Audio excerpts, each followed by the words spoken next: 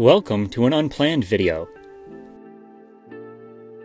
While out and about the other day, we ended up stopping at a Subway to get some lunch. Next door to that Subway was a Pet Value. I decided to go and take a look at the fish food they had in stock, as well as the few select fish they keep. Last time I went in, they had some lamb chop rasbora mislabeled under harlequin rasbora, and I was honestly interested in seeing if they still had any. They did not. But they did have some ember tetra for a good price. I wasn't planning on buying any of them today. However, I already had the thought of getting more when I found some, since I lost one when it choked on a mini bloodworm a few months back. I currently have a school of 11 little copper fishies. And since I wanted to replace that one anyway, I bought 2 more. I ended up getting 2 small boys. I find it really funny, since they're only about the size of my baby guppies, being temporarily housed in the same tank. The new Ember Tetra aren't as bright as the others I have yet, and still a lot more translucent. But they are just new, and they are already showing some nice orange. They have settled into their new home nicely, and are getting along great with all the others. Soon they'll be glowing like this boy. The new autos I got after upgrading my tank are doing great as well. I was worried about getting them to eat at first, but they've taken to the zucchini and algae wafers already, as well as the bits of soft algae growths in the tank.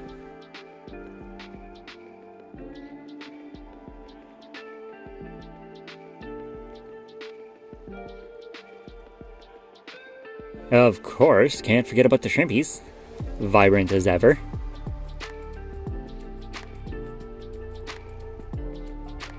But this isn't what this video is really about. Since upgrading, I had also been thinking about getting a showfish or feature fish. I had thought of a bunch of different possibilities, but in the end, all the options I looked at were kinda just not exactly what I wanted or not compatible enough. That was until I was getting my new embers. While the little embers were being difficult and not going into the net, I saw him. Amongst a whole school of silvertip tetra, 2 tanks down, was the lone emperor tetra. I honestly hadn't seen one in person before, and when I saw this one, I had to have him. He was beautiful and fit perfectly for what I was looking for in a showfish. Have you ever had that weird feeling where you're just drawn to something? That was this fishy. I spent the next little bit doing quick research on my phone, and determined my water parameters met what this little guy needed. He was coming home with me too. This is Cusco. He was a bit camera shy at first, but is already very personable, coming to me when I peer in through the glass. Apparently, this fish had been in the store for over 3 months, with the employees caring for him and watching him grow. They had actually become quite attached to their little buddy, and were a little sad to see him leave, but happy he was finally getting a home. I loved his colors, with the iridescent metallic blurple on top, the big black stripe down the middle, and the bright yellow lining his fins. I loved the shape of his fins as well.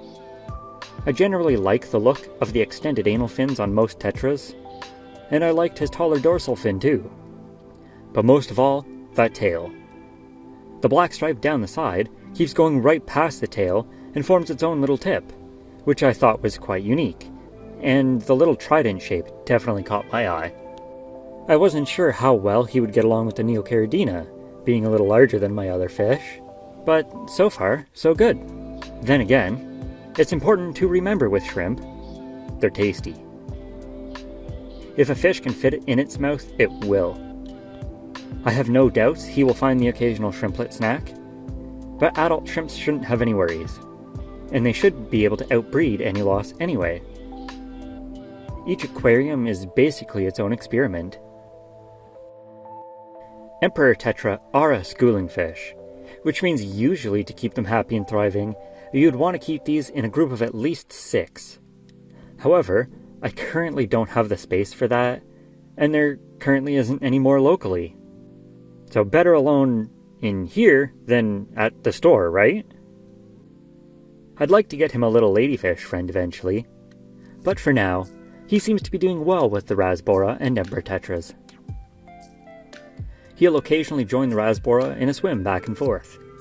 And the Autocinclus seem to really like him and swim around behind him every now and then too, which is quite cute.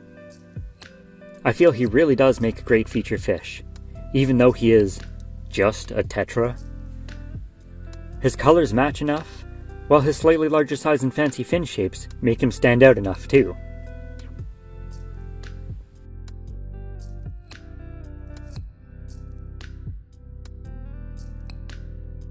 What are your thoughts on the Emperor Tetra? Let me know down in the comments below. And until next time, have a shrimptacular day.